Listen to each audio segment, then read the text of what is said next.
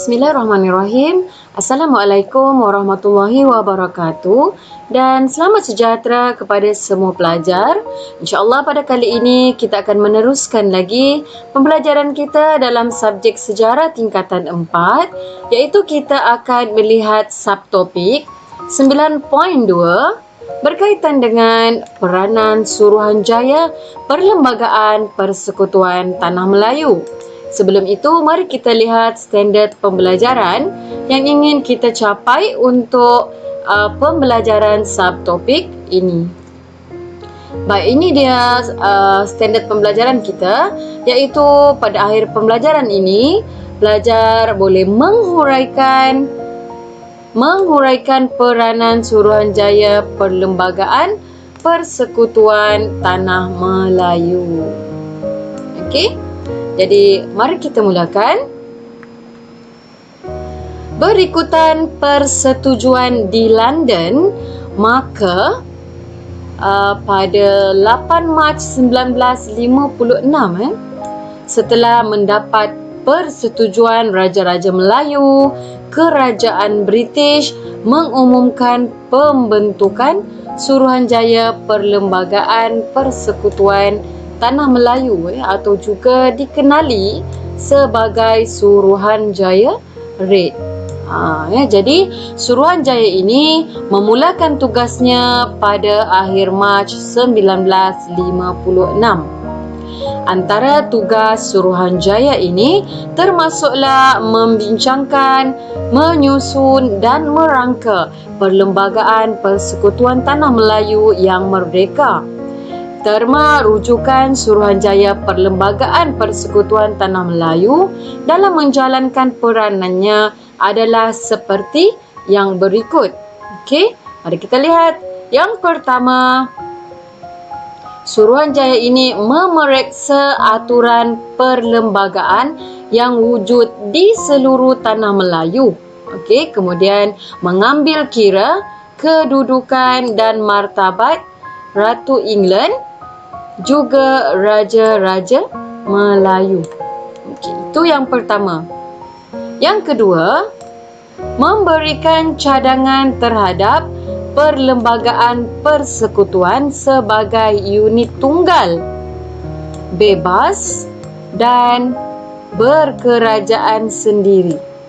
Okey, dalam lingkungan Commonwealth berdasarkan demokrasi berparlimen dan juga di mana ada 2 dewan perundangan. Okey.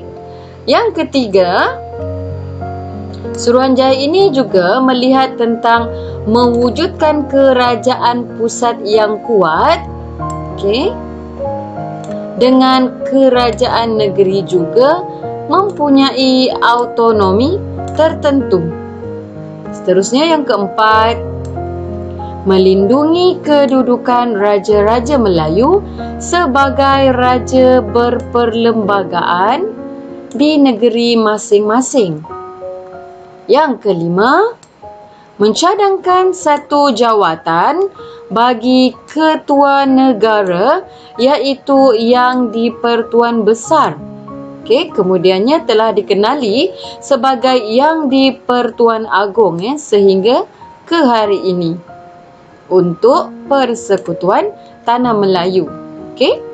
Seterusnya yang keenam, mengadakan satu bentuk kewarganegaraan bagi Persekutuan Tanah Melayu. Yang ketujuh, menjaga kedudukan istimewa orang Melayu. Pada masa yang sama juga menjaga kepentingan sah kaum lain. Baik, inilah dia 7 terma rujukan yang dilihat oleh Suruhanjaya Perlembagaan Persekutuan Tanah Melayu dalam menjalankan peranannya. Okey, ada info di sini, mari kita lihat. Anggota Suruhanjaya Perlembagaan Persekutuan yang dilantik ini ialah berkongsi latar belakang pengajian dalam bidang undang-undang dan berpengalaman dalam sistem perundangan Commonwealth.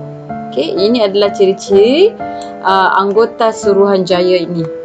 Okey? Baik, kita teruskan kepada tugas Suruhanjaya Perlembagaan Persekutuan Tanah Melayu, iaitu ada 3. Okey, ini adalah gerak kerja Suruhanjaya Perlembagaan Persekutuan Tanah Melayu. Mari kita lihat. Yang pertama, Suruhanjaya ini meminta cadangan daripada semua penduduk yang berminat secara bertulis ataupun lisan. Di mana Suruhanjaya ini menerima memorandum bertulis daripada pelbagai pihak untuk diteliti. Mari kita lihat meminta cadangan. Yang pertama. Yang kedua, meneliti kedudukan perlembagaan bagi negeri dalam persekutuan. Kemudian menghadap Raja-Raja Melayu, Menteri Besar, Penasihat dan Pegawai Negeri. Mereka juga bermesyuarat dan melawat negeri Melayu serta negeri-negeri selat. Ada bermesyuarat, mereka juga melawat.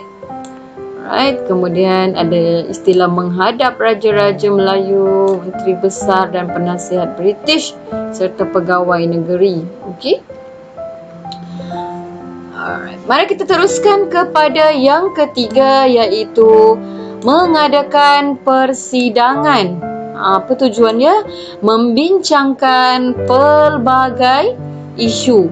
Sebanyak 118 perjumpaan diadakan dari bulan Jun hingga Oktober 1956, di mana tujuannya untuk mengkaji dan membuat laporan serta cadangan membentuk perlembagaan bagi sebuah negara yang merdeka. Jadi inilah peranan yang dimainkan oleh Suruhanjaya Red. Baik, mari kita teruskan. Suruhanjaya Perlembagaan Persekutuan berunding dengan pelbagai pihak. Dalam rangka Perlembagaan Persekutuan, mereka menyuarakan idea dan pandangan bagi membentuk sebuah negara merdeka yang sejahtera. Sikap prihatin dan terbuka yang berterusan dizahirkan dalam penggubalan Perlembagaan Negara yang Merdeka. Mari kita lihat antara anggota Suruhanjaya Perlembagaan Persekutuan Tanah Melayu. Yang pertama kita lihat di sini, ini adalah gambar Lord Reid dari Britain sebagai pengerusi. Kemudian diikuti yang kedua, ini adalah Sir William Ivor Jennings dari Britain juga. Seterusnya yang ketiga ada Sir William McKell dari Australia. Yang keempat kita ada Hakim bin Malik dari India. Dan seterusnya anggota yang kelima kita ada Hakim Abdul Hamid dari Pakistan. Jadi 2 dari Britain, 1 dari Australia, 1 dari India dan 1 lagi dari Pakistan. Jadi itu sahaja berkaitan dengan topik kita pada hari ini, iaitu peranan Suruhanjaya Perlembagaan Persekutuan Tanah Melayu, iaitu juga dikenali sebagai Suruhanjaya Red. InsyaAllah kita akan berjumpa untuk tajuk 9.3 pada masa akan datang.